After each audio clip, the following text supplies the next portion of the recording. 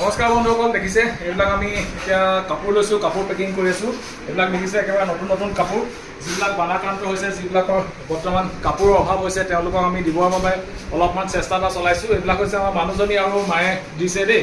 গতিকে এয়া দেখিছে ভাইটি আজি শিৱসাগৰ যাব। শিৱসাগৰত বহুতো এনেকুৱা ধৰণৰ মানুহ আছে যিবিলাকৰ মানে কাপোৰৰ বহুতখিনি অসুবিধা হৈছে, তেওঁলোকক প্ৰদান কৰিবগৈ ইয়াৰ আগতে আজি আমি দি যাম।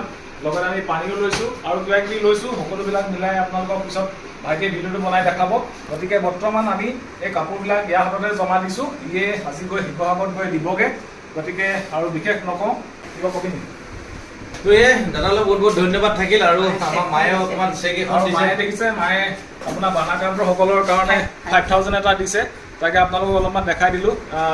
ইয়াৰো কিবা এটা সকাহ পাব বানাক্ৰান্তসকলে, তাকে অলপমান আপোনালোকক দেখুৱাই দিলোঁ। ধন্যবাদ থাকিল মা। আৰু মায়েও যে এনেকুৱা আচলতে আমাৰ নিজৰ ঘৰে এবুকুৰ পানী আছিলে, আমি পানীৰ পৰা জাষ্ট উঠিছোঁহে, কিন্তু মই প্ৰথম দিনাখনৰ পৰাই বানাক্ৰান্ত ৰাইজৰ ওচৰলৈ গৈ আছোঁ। দাদাহঁতে ঘৰটো চম্ভালিছে, দাদা আছে কাৰণে মই অকণমান মাৰ কাৰণে অকণমান চিন্তাটো কম হৈছে। মই কিন্তু ৰাইজৰ মাজলৈ যিমান পাৰোঁ যাবলৈ চেষ্টা কৰি আছোঁ।